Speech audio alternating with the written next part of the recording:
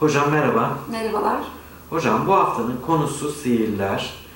Sihir nedir? Sihirler, insan papilloma virüsünün sebep olduğu iyi huylu lezyonlardır.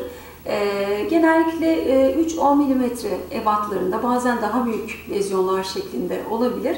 Deri renginde yassı, yuvarlak oluşumlardır. Hocam sihirler nerelerde görülür? Sihirler derinin her yerinde görebiliriz. Saçlı deriden tutalım da tırnak çevresinde, ayak tırnak etrafında, ayak tabanında, ağız içinde, yanaklarda, dudak etrafında, genital bölgede sihirler karşımıza gelmekle birlikte en sık sihiri nerede görüyoruz? Aslında sihiri en sık el üstlerinde görüyoruz. Parmak etraflarında, tırnak çevresinde, avuç içlerinde.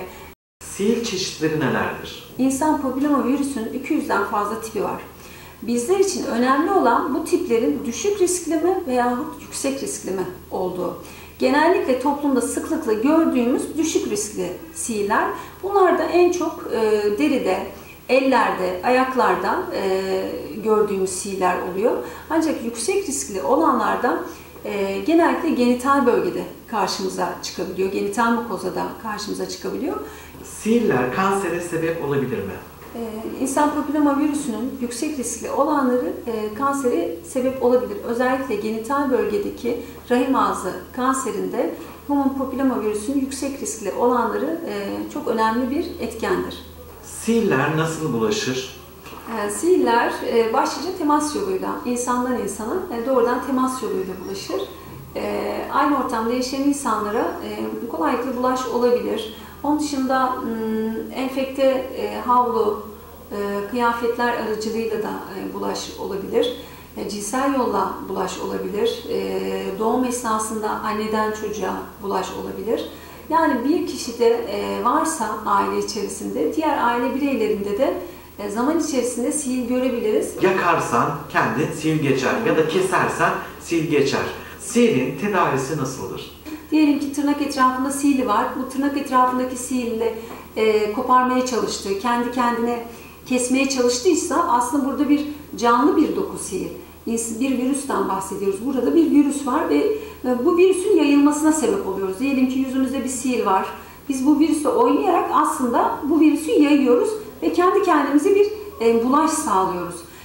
Özellikle evde insanların kendi yöntemleriyle sihiri yok etmeye çalıştığını çokça görüyoruz. Sihiri kesmeye çalışmak ya da çok yakıcı maddeler sihirin üzerine bırakmak tamamen dokuyu tahrip eder ve kalıcı iz bırakabilir, leke bırakabilir. Bunlar kesinlikle önerdiğimiz şeyler değil. Sihiri nasıl tedavi ediyoruz? Aslında tedavi şekli sihirin bulunduğu yere göre değişiyor. Mesela saçlı o deride bulunan bir sihirle genital bölgede bulunan bir sihirin tedavisi tamamen farklı oluyor. Ya da ağız içinde bir sihiri varsa yaklaşımımız farklı olabiliyor. Sihirlerde en sık kullandığımız yöntemlerden birisi kriyoterapi. Halk arasında da donma işlemi olarak biliniyor. Kriyoterapide ne yapıyoruz? Likit nitrojen kullanıyoruz. Likit nitrojeni bir cihaz yardımıyla gaz haline getiren bir cihazımız var.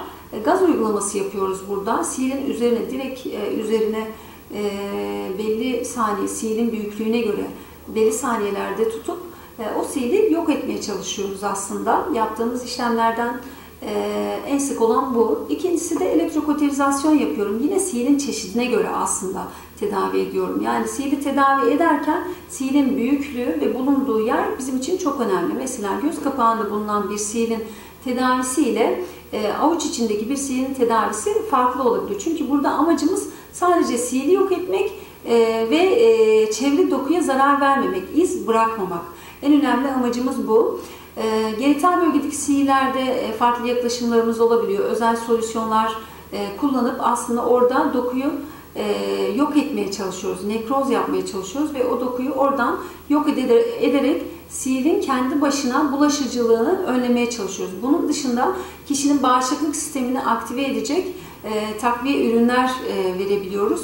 Ve en önemlisi genital bölgede, bunu özellikle bahsetmek istiyorum. Yüksek riskli human papilloma virüsleri rahim ağzı kanserine sebebiyet verebileceği için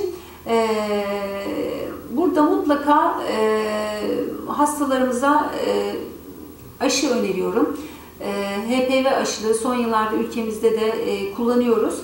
HPV aşıları cinsel aktif hayat başlamadan önce önerilmekle birlikte cinsel aktif hayatı olan hastalarda da kullandığımızda hem var olan siilleri yok etmiş oluyoruz hem de kişiyi rahim ağzı kanserine karşı büyük oranda korumuş oluyoruz. Bunun dışında tabii en sık gördüğümüz düşük riskli siiller.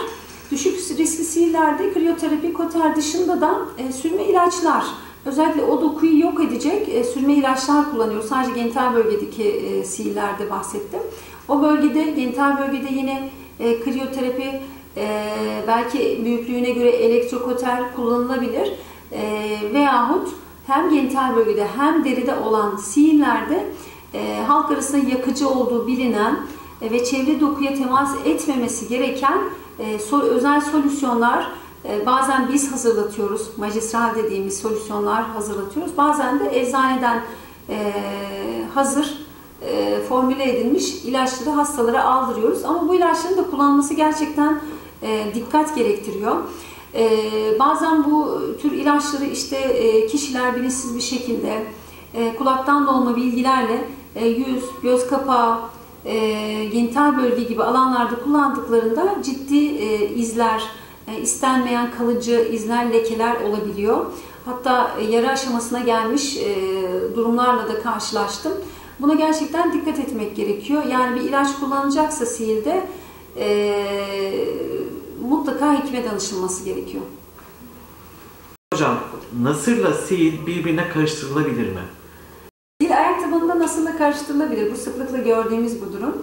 Genellikle kişiler bize gelmeden önce ayak tabanında siil varsa nasır düşünerek bu siili koparmaya, kendi kendine kesmeye veya törpülemeye çalışıyor. Veya çok nadiren bu siil nasır düşünülerek cerrahi olarak çıkarılmaya çalışıyor. Bunlar tamamen yanlış yöntemler. Çünkü siil canlı bir dokudur. Nasır da kallus dediğimiz, yani ölü bir dokudur. Derinin travmaya verdiği yanı sonucunda aşırı doku kalınlaşmasıdır ve bu evet törpülenebilir nasır. Nemlendiricilerle nemlendirilir ya da bazı özel solüsyonlarla yok edilmeye çalışılabilir. Ama siili biz koparmaya çalışırsak, özellikle nasır olduğunu düşünerek o siili törpülemeye, kesmeye çalışırsak ne yapacağız? Siili yayacağız, yayılmasına sebep olacağız.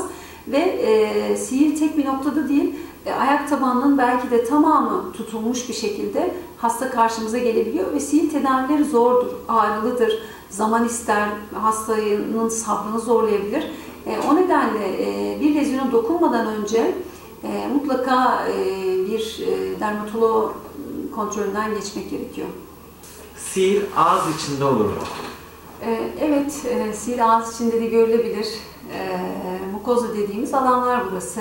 Ağız içinde, dudak kenarlarında, yanaklarda, bazen dilde karşımıza çıkabilir.